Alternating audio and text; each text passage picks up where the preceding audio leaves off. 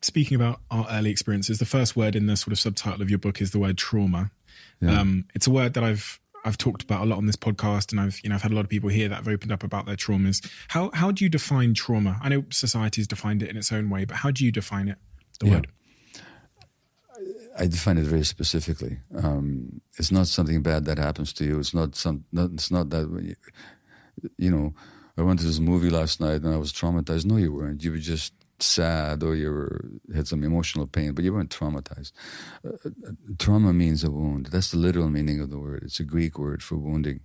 So trauma is a psychological wound that you sustain. And it behaves like a wound.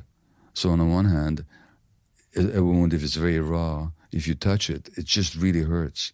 So if I have a wound around not being wanted, then, or the belief that I'm not, then decades later, if anything reminds me of that, it hurts as much as it did when I originally incurred the wound.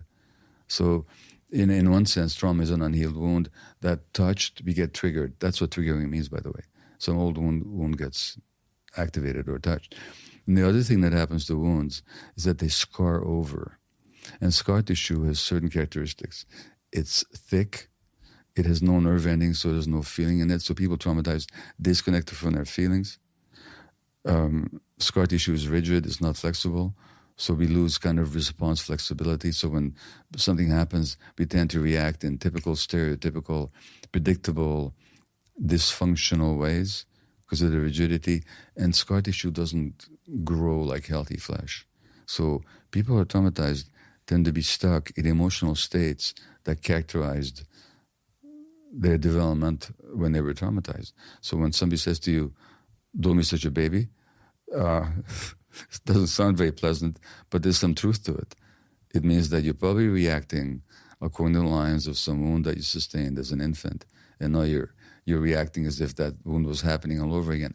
This is what one of my friends in the trauma world, Peter Levine, calls the tyranny of the past. So something happens in the present, and we react as if we're back there in the past when this first happened. And we're not in the present moment at all.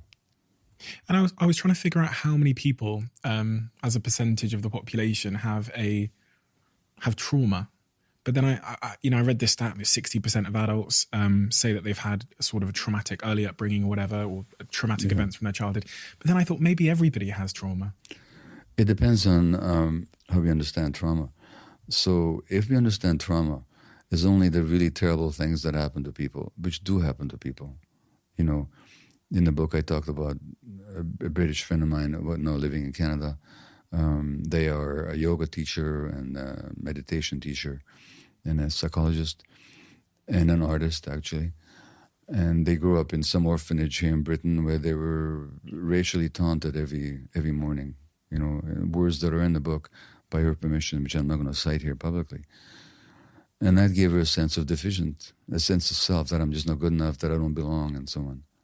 There's those obvious traumas, or the obvious trauma of being sexually abused. So men who are sexually abused, according to a Canadian study, have tripled the rate of heart attacks as adults, and all kinds of physiological reasons why that should be the case. So there's those self-evident, big T traumas that we call big T trauma, T with a capital T, trauma with a capital T. There's a certain percentage of the population, much larger than we think, subject to that. If you include all the known factors such as physical, sexual, or emotional abuse, spanking, by the way, has now been shown to be as traumatic as harsher forms of physical abuse. Spanking, which is still recommended by so-called experts, who should remain unnamed for the moment. The death of a parent, violence in a family, parental violence against each other, a parent being jailed, a parent being mentally ill. Did I say a parent being addicted? A rancorous divorce. These are the identified big traumas, big T traumas. Not to mention poverty, not to mention extreme inequality, war, and so on. But then, if you remember that trauma is not what happens to you, but what happens inside you, it's the wound. People can be wounded not just by bad things happening to them, but small children can be wounded in loving families where they don't get their needs met. I mean, that's obvious in a physical sense. If a child doesn't get proper nutrition, their body will suffer. Their mind will suffer. We're also creatures with emotional needs as important as our physical needs. So when the child's emotional needs are not met, that child is wounded. And that's what we call small t trauma, which is not the big ticket events, such as I described, but just the child's need to be loved unconditionally, to be held when distressed, to be responded to be seen, to be heard, to be allowed their full range of emotion without them being stamped on in the name of so-called discipline. The right to play creatively, spontaneously, out there in nature, not with these damn digital gadgets that subvert and hijack the child's imagination, but spontaneous play that's essential for brain development. So what I'm saying is that when these needs are not for the unconditional loving attachment relationship, when those needs are frustrated, children are also hurt. And I call that trauma as well, because it shows up later in life as the impact of painful wounds. So trauma in this society, for all kinds of reasons, is far more common than we imagine. From sitting here and speaking to, I don't know, somewhere over 100 different people that come from all walks of life, but specifically people that are successful in their industries. And you talked about, how an anomalous early upbringing can create sort of abnormality in an adult. A lot of the people I sit here are successful because of some kind of abnormality, or at least their interpretation of some kind of early event that caused them to have some sort of abnormal belief about themselves, that they're not enough, so they become a billionaire or a gold medalist or whatever it might be. One of the things that I thought I could predict is, I thought after doing 100 episodes, if they told me the traumatic event they'd been through, I could predict the outcome in them. But there's a disconnect there because, I'd sit here with a guest who went through one of your tall capital T traumas, like domestic violence. And one of them might become incredibly angry. And one of them might become the most peaceful, loving person I've ever met. And that taught me that there's this thing in between the event, which is what you call interpretation. And I found that as that kind of makes it really difficult to diagnose. Well, no, look, so the two examples you gave, that really peaceful person may be really peaceful for genuinely good reasons, such as they found the milk of human love flowing through their veins and they've had some spiritual reconciliation with the world, or they may have genuinely learned compassion for themselves and others.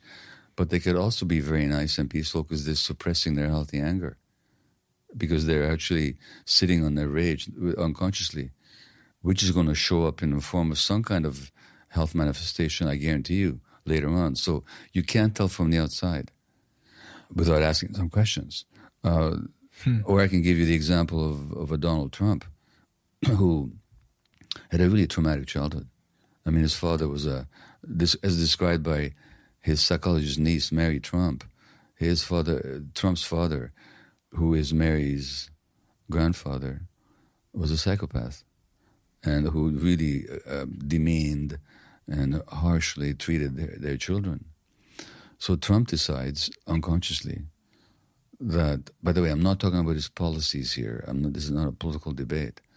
And in the book, I point out that his opponent was also traumatized, Hillary Clinton. So this is a ecumenical view of trauma and politics. I'm not choosing sides.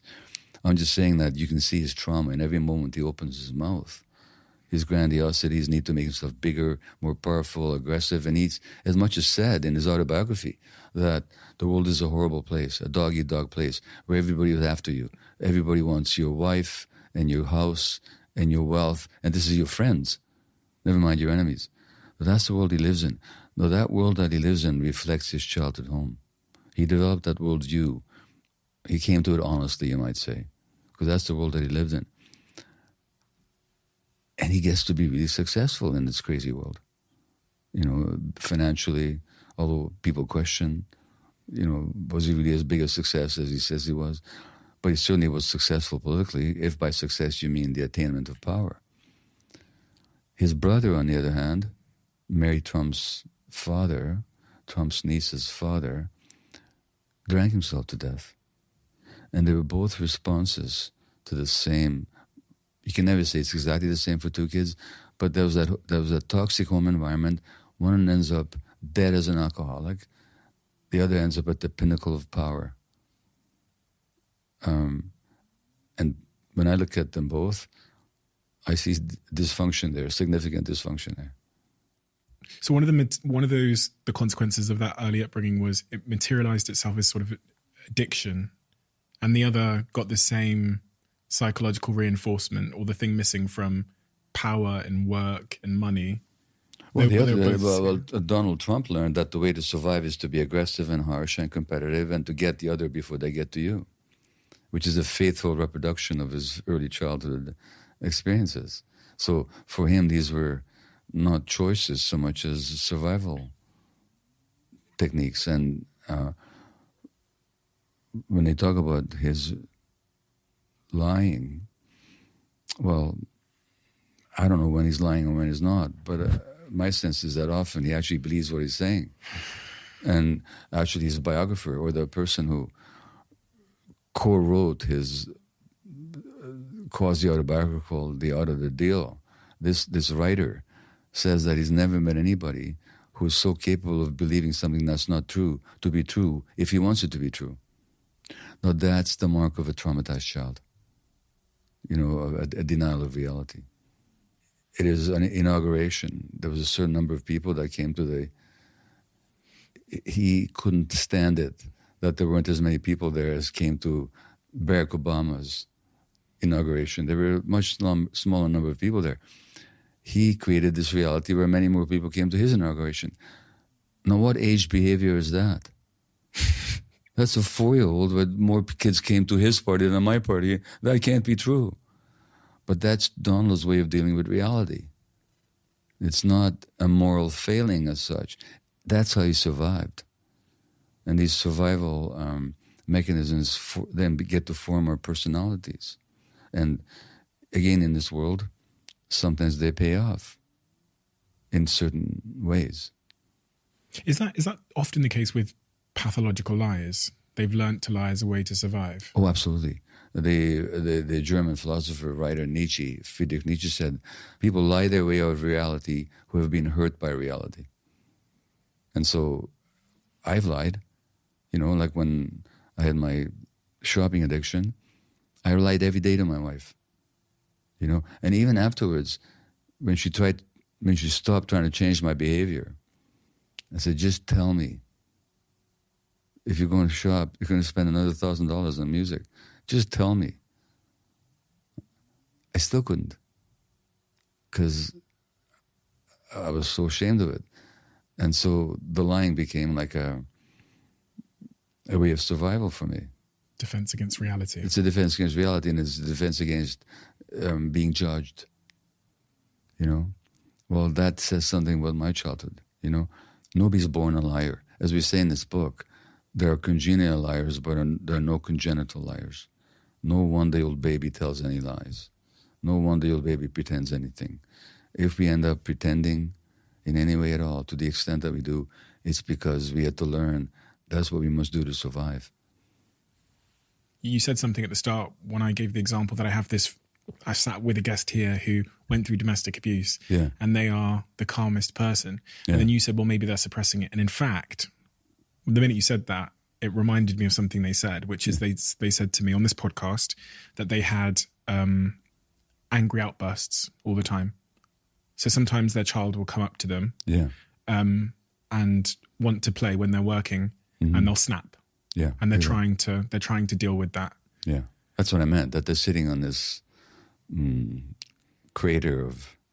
volcanic crater of anger, which sometimes bursts out of them. So their demeanor is like a really developed, suppressed way of handling rage, which rage, when they were children, had they expressed, would have got them into more trouble. So suppressing it, repressing it, became their survival. It's all about survival, you see. So it became their survival mechanism. Now, that person, as long as they keep it that way, they're at risk. They're at risk for mental health diagnosis like depression. Because what is depression? It means you're pushing something down. That's all it means. What to be pushed down are natural emotions. Why do we push them down? Because we had to survive. So that person, I don't know, I can't prognosticate what's going to happen to them, but if they don't work it out, in general, they're at risk for some kind of mental or physical manifestation. That's my experience. You've said before this book that awareness is the starting point. Yeah. I've found that to be so true in my life, but it's not very easy. I feel like awareness is a luxury or a privilege that is very hard fought. Yeah. Because you're guessing. Yeah. You're guessing based on pattern recognition. So I was guessing 25 years old, I can't get into a relationship. Anytime a girl comes near me, even if I've pursued her, I run off. And to figure out why I was doing that, to even identify the behavior pattern and go, that's not helpful. That's not going to lead me to feeling whole. Yeah. Where does that come from? Took 25 years and a lot of like introspection. But most people, they're living unaware of the puppet master of trauma that is driving their life. That's a really good analogy. The trauma really is like a puppet master behind the scenes in the unconscious, pulling your strings, and you're not aware of it. You know, do you remember Pinocchio? Yeah. So you remember what Pinocchio says at the end when he finally becomes a real boy? Yeah. He says, how foolish I was when I was a puppet. And to the extent that we're being activated by these unconscious strings that our trauma is pulling behind the scenes, and we're acting in our lives and we think we're autonomous, free beings, but we're actually being controlled by something in the past that we haven't worked out, we're puppets. We're actually puppets. And there's not much freedom in that. There's no freedom in it at all. So, I mean, I suppose the opposite of trauma, if you want to revisit that question, is liberation. Interesting. Liberation and by reconnection. By reconnection, but liberation from the inexorable power of the unconscious. Which is like cutting the strings in a way. Kind of brings me to, there's kind of two ways I want to go with that. But the first question I have about trauma and the puppet master analogy is, do we ever really cut the strings? Or do we just kind of learn to pull against them when they try and tell us to do something with more force than they're exerting in the opposite direction? That doesn't work very well, pushing against it, because that's still reactive. You're still not in charge. You're just in automatic resistance mode to something. There's no freedom in that either, you know? So still up. So, yeah. But awareness that you mentioned is huge, because once you're aware that there's this... See, the thing about these strings may not fray right away, but once you're aware that, this reaction of mine, it's not about what's going on right now. There's something old being activated here. That awareness alone it slackens the strings a bit. No, they're no longer as taut. They're no longer as automatically capable of pulling on you. So it does have to begin with awareness of them.